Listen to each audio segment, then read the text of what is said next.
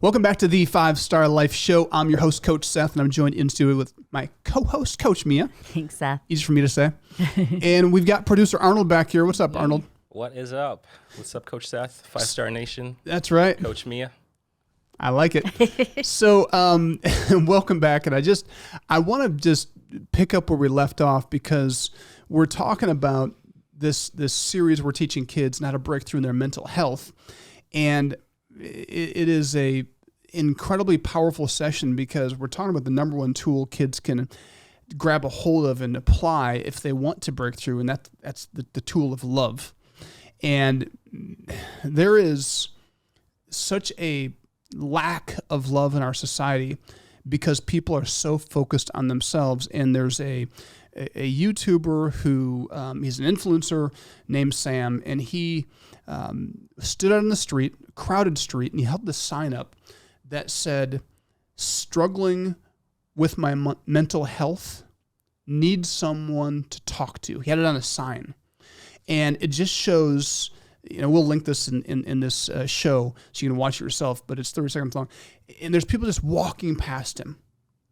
And he's reaching out for help. And he looks disheveled and he looks desperate. And tons of people just keep walking past him. And then he flips the board over. And on the backside it says, "Free money."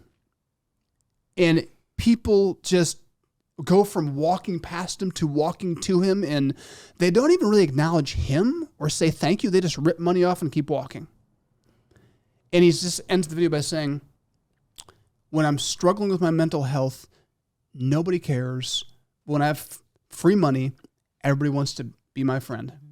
And this right here gets to the heart of what we were talking about in the previous segment, that we live in such a narcissistic society where for me to love someone means I have to take my eyes off myself.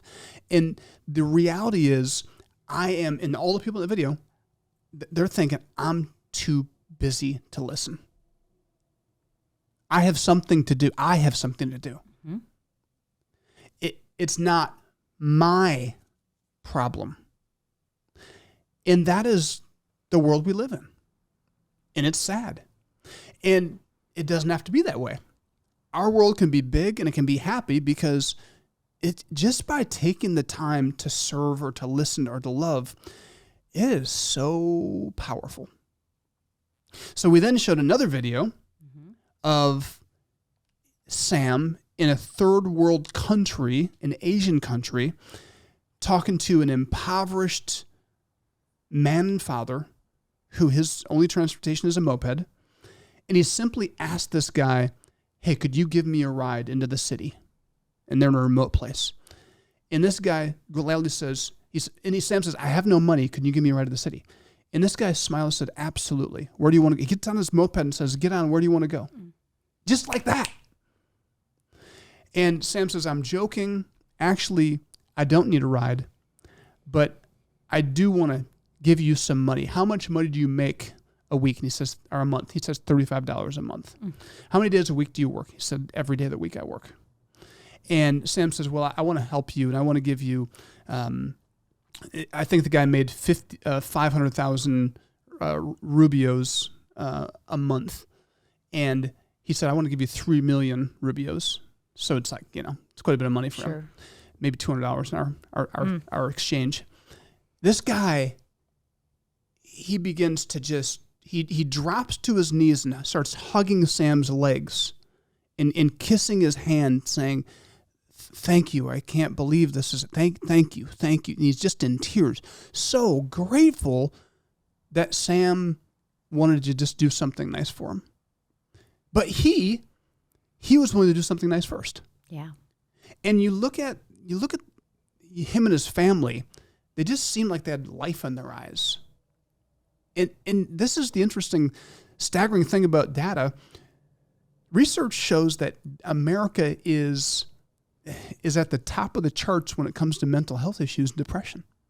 How is that possible? One of the most prosperous nations in the history of the world is also leading the world in depression and anxiety and mental health disorders. It just maybe it has something to do with the fact that we are so narcissistic and focused on self. I know it's quiet. I'm sorry. I am not trying to pick on anybody, but it's just so interesting to me. It is. And I mean, I just talked about it though, but I just was like kind of going through that in my own life, because I would be the first one to say, I'm not selfish. Then I was like, I am so selfish every day, like almost every minute. I'm selfish. We are naturally inclined to be selfish. So this is not to beat anybody up or make anybody feel bad. It's just supposed to be a mirror like, think about this. Mm-hmm. When you see someone need, what do you do? And, maybe take it a step further and think about, how often do I, not just when the opportunity is presented, when somebody asks me for help, but am I proactive in being a solution? Am I being proactive? Do I have proactive rivers and outflows coming out of my being to the world? Because that's where life begins. Mm-hmm. That's where you get the invigoration of life coming in, life going out. That's how we become not these stagnant, stinky swamps, but we become these life centers, and it's amazing what we can handle. We can handle more inflow that way when we have more flowing out. It's so true. And the couple things that I tried were to really be with somebody, give them my time that I felt would support them. And, everything in me was like, oh, I don't have time. Like and I forced myself to, and it was like the most wonderful moments, to be with that person. And my life was enriched. Mother Teresa would say, love till it hurts, or give till it hurts. And there's something so powerful about, and that's why in this lesson, we talk to kids about, it's making it like, to love someone is to sacrifice, right? To give up something you want to do, or give up your money, give up your time, give up your energy in order to help somebody else live a 5-star life. That is truly love. That's unconditional love.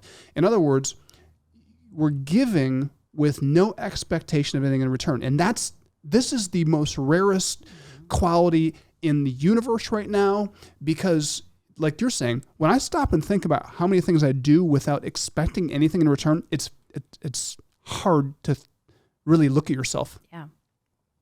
Because we are a capitalistic society. Well, then you add social media and all of this. And because that's where I think of like what kids are watching and what they think love is. They think love is just be giving something like a gift, because that's all you see on social media is, the most extravagant gift and the way to give the gift. And then you're like, I have nobody in my life that would do that. Yeah. And the funny thing is, according to research, the number one thing we all need is love. The number one thing we want and we pursue is love.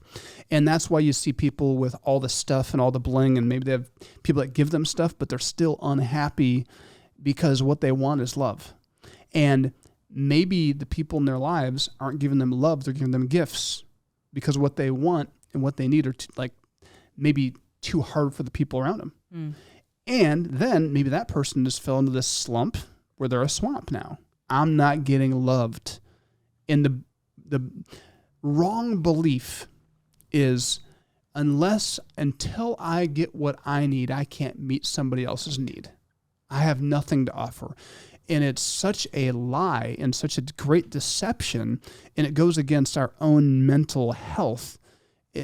Actually, the starting point is, if you will give love, you will find that you have a reservoir of love, and we're born with it. There's a reservoir deep within that when you step out and you start giving, it will just keep coming. You will never run out. It's an unlimited supply, and it's beautiful. So this is a powerful conversation, and when I come back, I want to talk about why we don't, not just this narcissistic behavior, but why maybe, because all of us everybody listening to this has taken steps to love, to sacrifice, to give, to serve. And I think some of us have been shot down or shut down, or it didn't go the way we wanted. So that maybe holds us back a little bit too. We'll talk about that right when we come back on the break in. Go to our website, check out If you missed the year-end letter series, check that out and catch up with that.